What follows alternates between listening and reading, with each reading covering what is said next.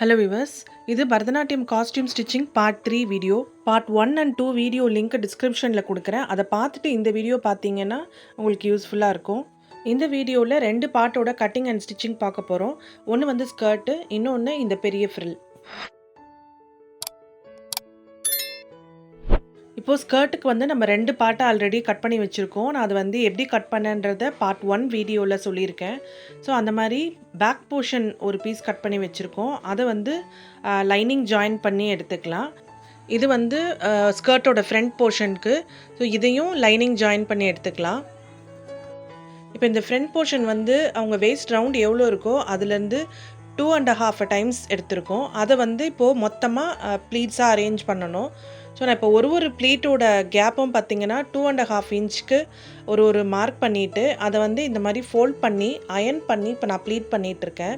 So இது வந்து எப்படி பண்ணணும்னா சென்டர் இருக்கும், சென்டர்லேருந்து ரைட் சைடில் ஃபேஸ் பண்ண மாதிரி பாதி ப்ளீட்ஸும் லெஃப்ட் சைடு ஃபேஸ் பண்ண மாதிரி பாதி ப்ளீட்ஸும் பண்ணணும். முதல்ல ஒரு சைடில் இருக்கிறத வந்து ப்ளீட்டிங் பண்ணிவிட்டு சென்டர் வரைக்கும் கொண்டு வந்ததுக்கப்புறமா அடுத்த சைட் பண்ண ஆரம்பிக்கலாம்.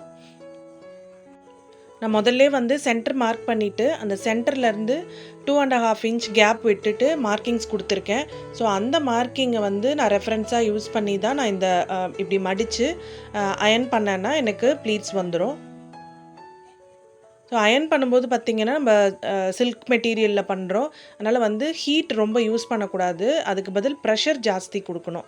ஸோ இப்போ பாருங்கள், இந்த மாதிரி ஒரு சைட் ப்ளீட் முடிச்சுட்டு நான் அதை கிளிப் போட்டு செட் பண்ணிட்டேன். இப்போது இதுதான் சென்டர். இப்போ வந்து இங்கேருந்து நான் இப்போ திருப்பி இன்னொரு சைடில் அந்த 2.5 இன்ச் கேப் விட்டு நான் மார்க் பண்ணிட்டு வரேன். ஸோ மேலேயும் கீழேயும் இந்த மாதிரி 2.5 இன்ச் கேப்பில் மார்க் பண்ணிவிட்டு இதை ரெஃபரன்ஸாக யூஸ் பண்ணி இந்த சைட்லேருந்து நம்ம இப்போ ப்ளீட் பண்ணிட்டு போகலாம். இந்த மாதிரி இப்போ 2 சைடும் ப்ளீட் பண்ணி முடிச்சாச்சு. ஸோ இப்போ இந்த ப்ளீட் பண்ணதை வந்து ஸ்டிச் பண்ணணும். இந்த ப்ளீட்ஸை வந்து கரெக்டாக அரேஞ்ச் பண்ணி ஸ்டிச் பண்ணணும். ஸோ நான் வந்து ரொம்ப பக்கத்தில் லைட்டாக கேப் விடணும், அதாவது 1/4 இன்ச்சை விட கம்மியாக இருக்கணும் கேப்பு. அந்த மாதிரி கொஞ்சமாக கேப் விட்டுட்டு நான் இதை வந்து ஸ்ப்ரெட் பண்ணிட்டு வரேன். அதாவது ஒரு ப்ளீட்டுமே நம்மளுக்கு அதோட மடிப்பு மட்டும் வெளியில் தெரிகிற அளவுக்கு இருந்தால் போதும். அந்த அளவுக்கு இதை வந்து அரேஞ்ச் பண்ணிவிட்டு ஜஸ்ட் ஒரு ஸ்டிச் பண்ணிக்கணும் ஃபஸ்ட்டு. ஸோ இந்த மாதிரி ஸ்டிச் பண்ணி எடுத்ததுக்கப்புறமா இப்போ இதை அயன் பண்ணணும் திரும்பவும். ஏன்னா இது சில்க் மெட்டீரியல், நம்ம வந்து ரொம்ப ஹீட் கொடுக்க முடியாது. ஸோ ஹீட்டை கம்மி பண்ணிவிட்டு ப்ரெஷர் ஜாஸ்தி கொடுத்துட்டு நம்ம வந்து திருப்பி அதை அயன் பண்ணிகிட்டே இருந்தோம் அப்படின்னா தான் வந்து அந்த ப்ளீட்ஸ் வந்து அந்த மடிப்பு வந்து கொஞ்சம் நல்லா தெரியும். ஸோ இப்போ ஒரு ப்ளீட்டையும் கரெக்டாக அரேஞ்ச் பண்ணி அயன் பண்ணணும்.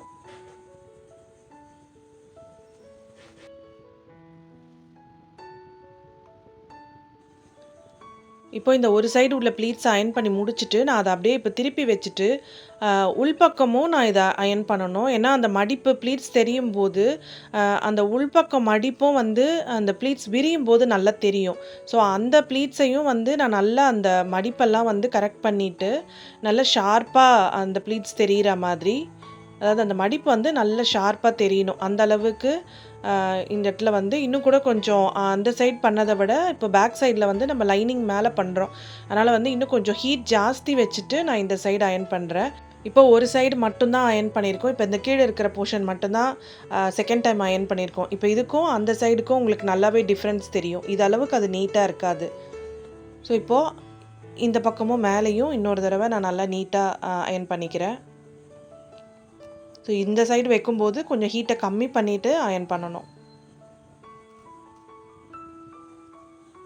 இப்போது அந்த சைடு அயன் பண்ணலாம்.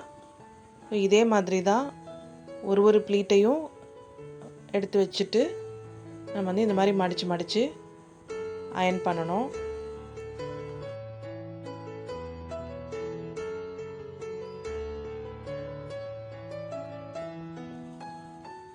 இப்போ இந்த சைடு முடிச்சுட்டு இப்போ பேக் சைடு அப்படியே வச்சுட்டு, இது எனக்கு ஆல்ரெடி கொஞ்சம் நீட்டாக தான் இருக்குது.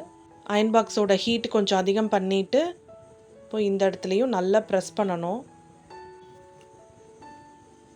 ஸோ இப்போ இந்த ஃப்ரண்ட் போர்ஷன் ரெடி ஆகிடுச்சு. இப்போ இதை வந்து நம்ம பேக் போர்ஷனோட ஜாயின் பண்ணிவிட்டு ஸோ அந்த இடுப்பில் வந்து ஒரு நாடா வைக்கிற மாதிரி ஒரு லூப் கொடுத்துட்டோன்னா நம்மளுக்கு இந்த ஸ்கர்ட் கம்ப்ளீட் ஆகிடுது.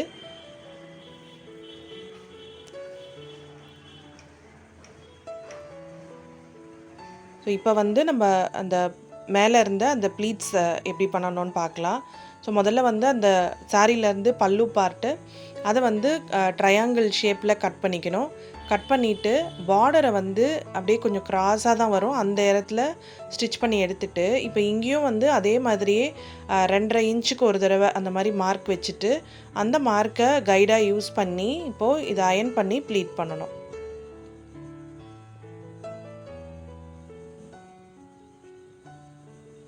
நம்ம ஸ்கர்ட்க்கு எப்படி பண்ணோமோ அதே மாதிரி தான். இந்த டான்ஸ் ட்ரெஸ்ஸை பொறுத்த வரைக்கும் உங்களுக்கு அதில் முக்கியமான விஷயம், அழகான விஷயம்னு பார்த்திங்கன்னா இந்த ப்ளீட் பண்ணுறது தான். ஸோ அதை வந்து நம்ம நல்லா அழகாக பர்ஃபெக்டாக அளவு மார்க் பண்ணிவிட்டு பார்க்குறதுக்கு எல்லாமே ஒரே சைஸில் இருக்கிற மாதிரி பண்ணோன்னா தான் அழகாக இருக்கும். ஸோ இதுவும் வந்து நம்மளுக்கு ஜரி பார்ட்டு. ஸோ அதனால் வந்து அயன் பாக்ஸில் ஹீட்டு கம்மியாக வச்சுட்டு நம்மளோட ப்ரெஷரை வந்து ஜாஸ்தி கொடுக்கணும். அண்ட் இதுக்கு வந்து நான் லைனிங்லாம் எதுவும் வைக்கலை. ஆல்ரெடி நம்மளுக்கு அந்த ஜரிலாம் இருக்கிறதுனால அந்த கிளாத் வந்து கொஞ்சம் ஹெவியாக தான் இருக்கும். ஸோ அதனால் லைனிங் இல்லாமல் நான் அப்படியே வந்து ப்ளீட் பண்ணிகிட்ருக்கேன்.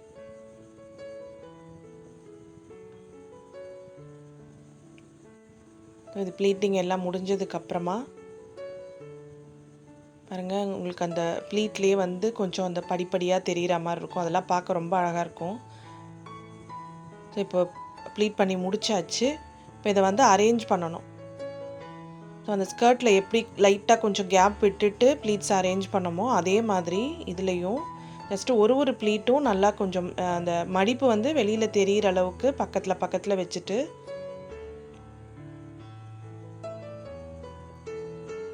இப்போ இதை ஸ்டிச் பண்ணிக்கலாம். ஒரு ஸ்டிச் போட்டுட்டு இதுக்கு ஒரு நாடா அட்டாச் பண்ணுற மாதிரி ஒரு பெல்ட் மாதிரி கொடுத்துட்டோன்னா இந்த பீஸும் ரெடி ஆகிடும். ஸோ இதை ஸ்டிச் பண்ணால் மட்டும் போதாது, இப்போ வந்து நல்லா அயன் பண்ணணும். ஸ்டிச் பண்ணதுக்கு அப்புறமும் நம்ம ஏற்கனவே பண்ணியிருக்கோம், இருந்தாலும் 2-3 தடவை அயன் பண்ணோன்னா தான் அந்த மடிப்பெல்லாம் வந்து நம்மளுக்கு நல்ல ப்ராமினெண்ட்டாக தெரியும். ஏன்னா டான்ஸ் ட்ரெஸ்ஸை பொறுத்த வரைக்கும் இந்த ப்ளீட்ஸில் உள்ள மடிப்பு தான் வந்து ஹைலைட்டான விஷயம்.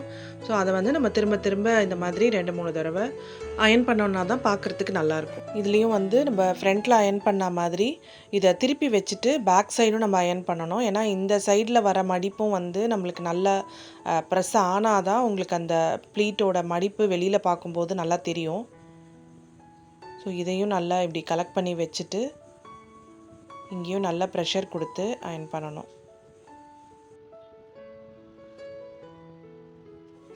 இந்த மாதிரி ஒரு ப்ளீட்டே நம்ம செக் பண்ணணும். எங்கே வந்து நம்மளுக்கு அயன் ஆனது பத்தலைன்னு தெரியுதோ, ஸோ அந்த ப்ளீட்ஸ் வந்து ஷார்ப்பாக இல்லைன்னு தெரியுதோ அந்த இடத்துல திரும்பவும் நம்ம அயன் பண்ணி எல்லா ப்ளீட்டுமே கரெக்டாக நல்லா ஷார்ப்பாக நிற்கணும். ஒரு ப்ளீட்டும் இந்த மாதிரி அயன் பண்ணி முடித்தோன்னா இந்த பீஸ் ரெடி ஆகிடும். ஸோ இன்னும் இந்த காஸ்டியூமோடது 2 பீசஸ் நம்ம பண்ண வேண்டியிருக்கு. ஸோ அது 2த்தையும் நான் அடுத்த வீடியோவில் பண்ணி காமிக்கிறேன். தேங்க்ஸ் ஃபார் வாட்சிங்.